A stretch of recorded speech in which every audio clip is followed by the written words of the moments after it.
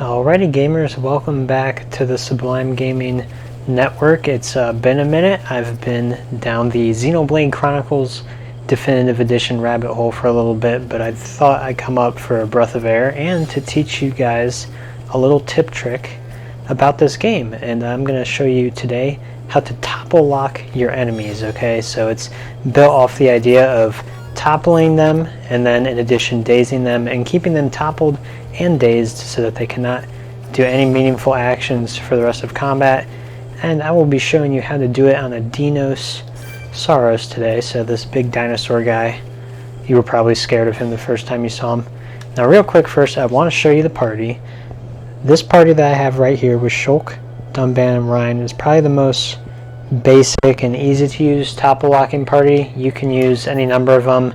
What's important is to have as many topple and daze effects as you can. So Shulk has a daze effect there, he has a topple effect right there, Dunban has 2, and Ryan has 2 as well. You can use Melia, or I'm sorry, you can use Fiora in place of Dunban, or Ryan if you want. She also works alright, but Ryan is probably one of the best.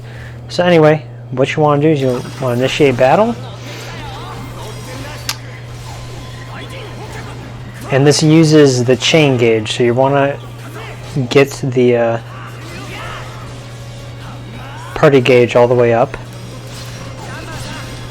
and the way you can do that is by hitting B when the timed events come, like so, and getting the bonuses from the arts, attacking from the side and behind and so on. Okay, so we're going to initiate the topple lock on Dinosaurus right here. So the first thing to do is inflict break. You cannot topple unless the enemy is in break. If they are not resistant to break, I recommend breaking them before the chain starts so that you can just pile in a lot of topple effects. And the topple, do another topple because keeping the chain the same color increases chances that the chain continues. Then we'll daze here. And now something I really dislike about Dunban is that unfortunately his daze only works in a fan shape behind him, so he will almost never be able to use this daze ability in the chain. And that's why I prefer Fiora's, because she has a conditional topple effect rather than a daze effect.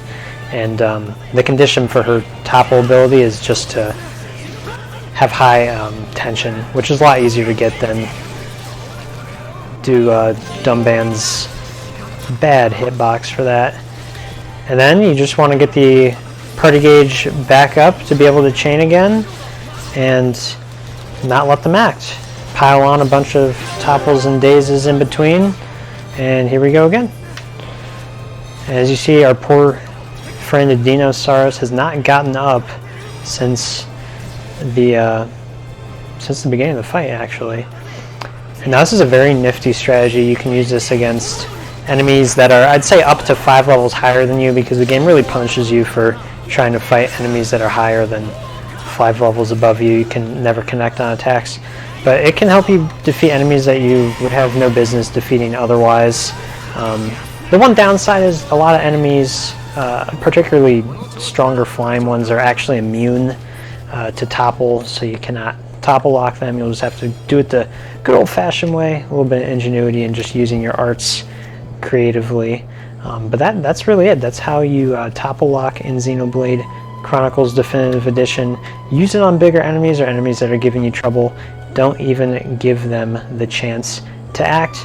That was just a short tip trick video from me, Sublime Gamer, and I will see you guys next time. Let me know in the comments down below if you want other tip tricks for other video games. I have a few waiting in the archives I can show you guys. Until next time, game on.